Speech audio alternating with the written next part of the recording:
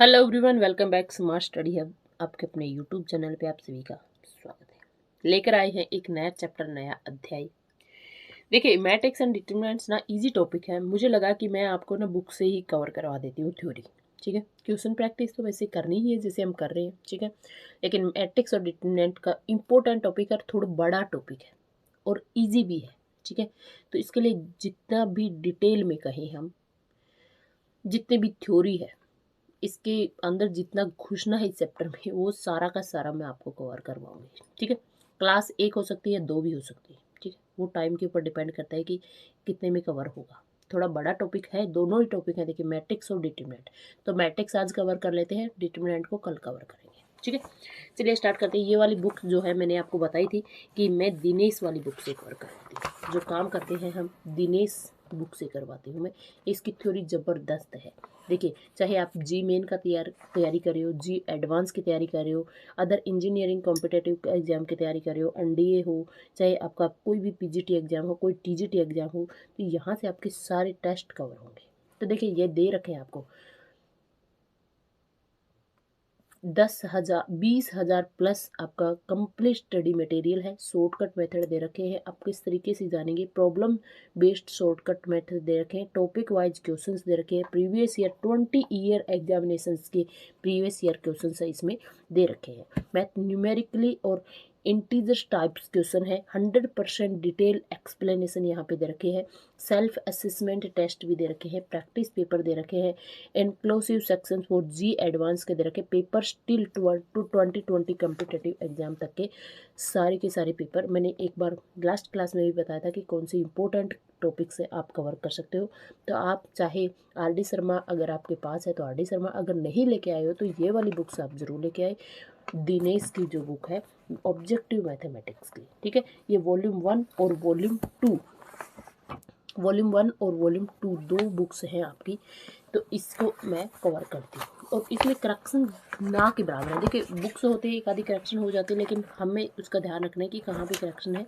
लेकिन यहाँ पे आपके मतलब 1% ही करेक्शन हो सकती है, अदरवाइज ये 100% करेक्ट है। देखिएगा मैट्रिक्स क्या होती है। मैट्रिक्स देखिएगा, मैट्रिक्स ये आपकी, अब ये लिख के बताते ना, तो इसी टॉपिक्स में आपका पूरा लेक्चर कवर होने वाला था। ठीक है, देखिए matrix, A matrix is a rectangular array of numbers, real और कॉम्प्लेक्स। नंबर आपके रियल हो सकते हैं, कॉम्प्लेक्स भी हो सकते हैं। विद विच में बी रिप्रेजेंटेड एज, उसको हम किस तरीके से रिप्रेजेंट कर सकते हैं। ये मैट्रिक्स है A11 A12 A11, A21 A22 A21 up to Son AM1 AM2 AM1। तो ये जो मैट्रिक्स हुई उसका ऑर्डर कितना हो जाएगा, M क्रॉस में N। ठीक है, order of A matrix, matrix का जो ऑर्डर होगा, if A matrix A has M रो कितने हैं, जो फर्स्ट होता है वो रो होते हैं और जो बाद में होता है वो N कॉलम्स हो जाएंगे। ठीक है, तो ए मैट्रिक्स का जो ऑर्डर हो जाएगा M क्रॉस N ऑर्डर की हो जाएगी। ठीक है, row and columns in a matrix, horizontal line is called the row और vertical lines are the columns. जैसे ये जो हॉरिजॉन्टल लाइन्स है वो आपकी रो हो जाएंगी और ये आपकी क्या हो जाएंगी, आपकी वर्टिकल्स लाइन जो है आपकी कॉलम्स हो जाएंगी। Clear. A matrix A equal to Aij M cross N over the field of complex number is said to be। complex number के ऊपर हम बात करें, field complex number होगी तो एलिमेंट्स भी कैसी होंगे, आपके complex number होंगे। ठीक है, जब मेरे पास M और N बराबर नहीं है तो रेक्टेंगुलर मैट्रिक्स होगी, M और N बराबर हो जाएंगे स्क्वायर मैट्रिक्स हो जाएगी। M जो मैट्रिक्स रो जो है एक ही रो होगी, कॉलम कितनी ही हो सकती हैं तो आपकी रो मैट्रिक्स हो जाएगी। अब आपकी कॉलम एक ही होगी और रो कितनी भी हो सकती है तो आपकी क्या हो जाएगी, जैसे मैंने ये ले लिया, ये क्या है कॉलम मैट्रिक्स और ये क्या है रो मैट्रिक्स। ठीक है, तो यहाँ से आपके पास मिल जाएगा। नल मैट्रिक्स क्या हो जाएगी, Aij सारे एलिमेंट अगर जीरो हो जाएंगे तो नल मैट्रिक्स हो जाएगी। क्लियर, कवर है ना सारी बातें। ओके, नेक्स्ट देखिएगा डायगोनल मैट्रिक्स क्या होगी। देखिए M इक्वल टू N, जब M इक्वल टू N होगा Aij सारी जीरो होगी जब बराबर नहीं होंगे। ठीक है ना, तो यहाँ से देखिए डायगोनल मैट्रिक्स क्या हो जाएगी आपके पास, ये जो नॉन डायगोनल एलिमेंट है सारे जीरो हो जाए, नॉन डायगोनल एलिमेंट सारे जीरो हो जाए और डायगोनल जीरो भी हो सकते हो और नॉन जीरो भी हो सकते हैं। ठीक है, लेकिन non diagonal elements all are zero, then we can say that this matrix is diagonal matrix. ठीक है, स्केलर मैट्रिक्स क्या हो जाएंगे, जब मेरे A11 A1 A22 A33 A44 ये सारे क्या हो जाएंगे आपके पास सेम एलिमेंट हो जाएगा। ठीक है। And A I J equal to 0 and I not equal to, मतलब नॉन डायगोनल एलिमेंट सारे के सारे क्या रहेंगे, 0 रहेंगे। क्लियर। यूनिट मैट्रिक्स क्या हो जाएगी आपके पास, ए आई जे सारे के सारे फॉर ऑल आई के लिए सारे डायगोनल एलिमेंट 1 के बराबर हो और नॉन डायगोनल एलिमेंट आपके 0 हो जाएगी, तो आपके पास क्या हो जाएगी, यूनिट मैट्रिक्स हो जाएगी। प्रिंसिपल डायगोनल एलिमेंट क्या होते हैं, in square matrix the diagonal form the first element of the first row of the last element of the last row is called the principal element diagonal of the matrix। देखिएगा ये जो 1, 5 और 3 हैं ये आपके प्रिंसिपल डायगोनल एलिमेंट है। Clear. ये सब चीज़ें आपको आती हैं इसलिए मैंने जल्दी जल्दी कवर करवा दिया है। आप अपने नोट्स भी बना सकते हो, चाहो तो ये बुक लेके आ सकते हो। देखिए बुक को इसलिए रिकमेंड कर रही हूँ क्योंकि मैं इस बुक में से कवर करवा रही हूँ, और साथ साथ अगर आपको इस बुक में क्योंकि सॉल्यूशन करने में प्रॉब्लम आएंगी तो हम बैठे हैं, किस लिए बैठे हैं, कि प्रॉब्लम को सोल्व करने के लिए। ठीक है। नेक्स्ट देखिएगा, नेक्स्ट है आपके पास, जैसे देखिए 1, 5, 3 ये सारे आपके पास क्या है, प्रिंसिपल डायगोनल एलिमेंट्स हो जाएंगे। ठीक है। ट्रेस ऑफ द मैट्रिक्स क्या होता है, देखिए trace of a matrix in a diagonal matrix the sum of the elements in a principal diagonal is called the trace of a matrix। जो principal diagonals को हम क्या कर देते हैं, ऐड कर देते हैं ना, तो हो जाएगा आपके पास trace of the matrix। देखिए 1 + 5 + 3 इक्वल टू क्या आ जाएगा 9 एंड दैट इक्वल टू क्या आ जाएगा trace of a matrix। Diagonal element के जोड़ को हम क्या कहेंगे, trace of a matrix। ठीक है। अब हमने क्या किया, trace of a भी इसकी कुछ डेफिनेट प्रॉपर्टीज हैं। देखिए अगर मान लीजिए a + b दो मैट्रिक्स को ऐड किया फिर उसका ट्रेस लेंगे, या फिर मैट्रिक्स का ट्रेस लेंगे अलग अलग फिर आप उसको ऐड करोगे तो ये बराबर ही रहेगा। ठीक है। अगर किसी मैट्रिक्स को स्केलर से मल्टीप्लाई किया फिर उसका ट्रेस लो, या फिर मैट्रिक्स का ट्रेस लो फिर स्केलर से मल्टीप्लाई करोगे तो आपकी सेम एलिमेंट रहेगी। क्लियर। अब बात करते हैं कि अपर ट्रायंगुलर मैट्रिक्स क्या होती है, लोअर ट्रायंगुलर मैट्रिक्स क्या होती है। ठीक है। देखिएगा a matrix A I J and cross and एक स्क्वायर मैट्रिक्स होनी चाहिए सबसे पहले, तो square matrix upper triangular matrix कब होगी, A I J equal to 0 और आई ग्रेटर देन 1। देखिएगा इसके लिए मैं आपसे बात करती हूँ। जैसे देखिए हमने कोई मैट्रिक्स ले ली A11 A12 A13 A21 A22 A23 A31 A32 और A33, ये 3 क्रॉस 3 मैट्रिक्स के आपके पास मैट्रिक्स है। ठीक है। तो A I J equal to 0 for all I greater than J. तो आई कहाँ है, देखिए ये होता है ए आई जे। तो आई जहाँ पे बड़ा होगा ना, अपर ट्रायंगुलर मैट्रिक्स ऊपर की तरफ मैट्रिक्स बने नीचे वाले सारे 0 हो जाए, तो ये बन जाएगी अपर ट्रायंगुलर मैट्रिक्स। तो देखिए आई कहाँ है बड़ा, 2 1 ये बड़ा है, 3 1 ये बड़ा है, ये बड़ा है, तो यहाँ से ये जो एलिमेंट है 0 हो जाएंगे। ठीक है। और अपर ऊपर की तरफ आपकी मैट्रिक्स बने, ये 0 हो ना हो हमें कोई फर्क नहीं पड़ता, लेकिन इसके नीचे सारे एलिमेंट 0 हो जाएंगे, तो ये बन जाएगी अपर ट्रायंगुलर मैट्रिक्स। ठीक है। लोअर ट्रायंगुलर में ये कहना चाहता है कि जब आप मैट्रिक्स लोगे, देखिए ये मैट्रिक्स ले ली, जब आप लोअर ट्रायंगुलर में आपके पास ये वाले एलिमेंट कुछ भी हो, चाहे आप 0 हो नॉन 0 हो, लेकिन ऊपर सारे आपके 0 मिलेंगे। क्लियर। तो ये आ जाएगी आपकी लोअर ट्रायंगुलर मैट्रिक्स। क्लियर। अच्छा, स्ट्रिक्टली अपर ट्रायंगुलर मैट्रिक्स में आपके पास डायगोनल एलिमेंट भी 0 आ जाएंगे, डायगोनल एलिमेंट भी 0 आ जाएंगे। अब ऊपर सारे के सारे 0 हो नॉन 0 हो, इससे कोई फर्क नहीं पड़ना। स्ट्रिक्टली लोअर ट्रायंगुलर में आपके पास डायगोनल भी 0 हो जाएंगे, ये भी 0 ये भी 0 ये भी 0, नीचे आपके पास 0 हो नहीं हो, लेकिन ऊपर सारे 0 होंगे। कंडीशन ऊपर वाले एलिमेंट्स के ऊपर है। क्लियर। उम्मीद है समझ में आ गया होगा। तो यहाँ से आप क्या कर रहे हो, अब बात करते हैं हम कि सिमेट्रिक मैट्रिक्स आपकी क्या होगी। ठीक है। सिमेट्रिक मैट्रिक्स क्या होगी, देखिए एक कोई मैट्रिक्स ले ली मैंने, अगर उसका ट्रांसपोज उसके बराबर आ जाता है तो वो क्या होगी, सिमेट्रिक मैट्रिक्स होगी। A I J equal to A J I for all I and J. ये छोटी छोटी बातें हैं। अब मैट्रिक्स लेके बताऊँ, जब आपके पास जब आप कोई मैट्रिक्स लोगे उसका अगर ट्रांसपोज उसके खुद के बराबर आ जाएगा तो आपके सिमेट्रिक मैट्रिक्स हो जाएगी। ठीक है। फिर आता है स्क्यू सिमेट्रिक मैट्रिक्स। अगर किसी मैट्रिक्स का ट्रांसपोज उसके नेगेटिव के बराबर आ जाता है तो वो क्या कहलाएगी, फॉर ऑल आई एंड जे के लिए, तो वो आ जाएगा आपका स्क्यू सिमेट्रिक मैट्रिक्स। क्लियर। मेरे समझ में आ गया होगा। फिर आता है every diagonal matrix of A skew symmetric matrix is 0। Every diagonal, जो स्क्यू सिमेट्रिक मैट्रिक्स एलिमेंट के जो स्क्यू सिमेट्रिक मैट्रिक्स है उसके जो डायगोनल एलिमेंट है वो हमेशा क्या रहेंगे, 0 रहेंगे। क्लियर। लेट मैंने एक मैट्रिक्स ले ली एम क्रॉस एन की, बी मैट्रिक्स ले ली एम क्रॉस एन की, देन 2 मैट्रिक्स सेम टाइप से हैं, then A equal to B. एक दोनों मैट्रिक्स बराबर कब होंगे? जब हर एक एलिमेंट कोरस्पॉन्डिंग एलिमेंट्स बराबर होगा, तब आपके पास क्या हो जाएगी? मैट्रिक्स हो जाएगी, चाहे वो स्क्वायर हो चाहे ना हो। देखो ए 1 2 3 4, ठीक है, ये किसके बराबर है? ए बी सी डी के बराबर। तो ए इक्वल टू क्या आ जाएगा? 1, बी इक्वल टू क्या आ जाएगा? 2 और C equal to 3 and D equal to क्या आ जाएगा? 4। तभी आपकी मैट्रिक्स क्या कहलाएगी? इक्वल कहलाएगी। क्लियर?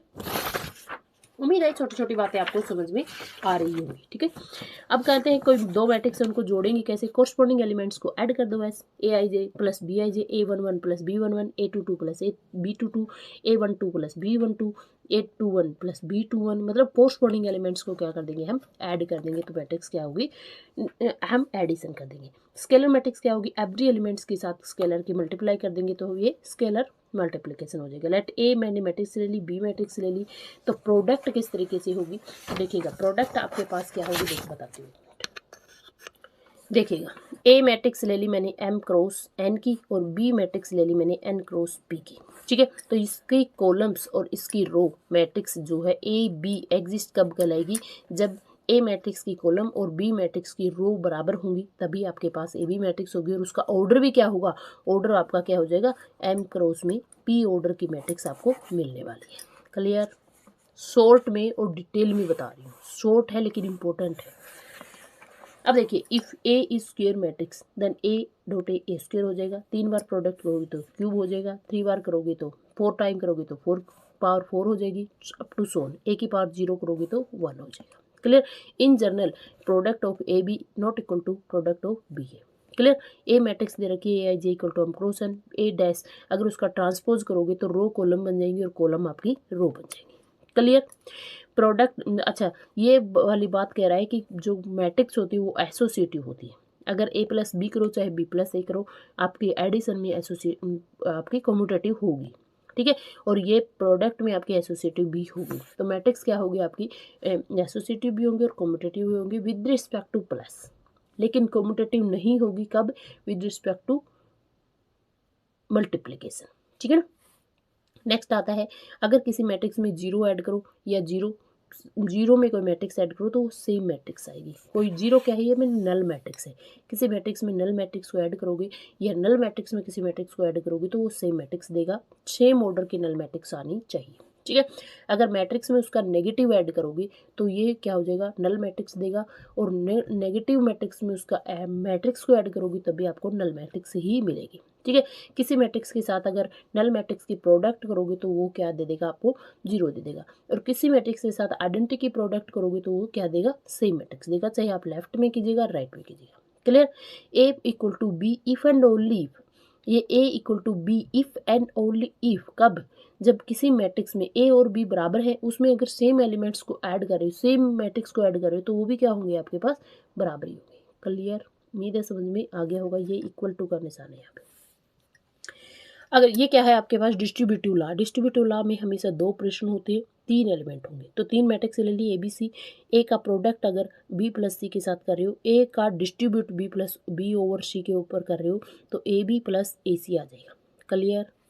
ऐसे एसोसिएटिव हो जाएगी, एसोसिएटिव हो जाएगी विद रिस्पेक्ट टू प्रोडक्ट। ठीक है ना? मल्टीप्लिकेशन, कोई मैट्रिक्स है, 2 मैट्रिक्स को ऐड किया, के को स्केलर को मल्टीप्लिकेशन किया या फिर स्केलर को मल्टीप्लिकेशन किया, फिर आप ऐड करोगे तो सेम ही आएगा। क्लियर?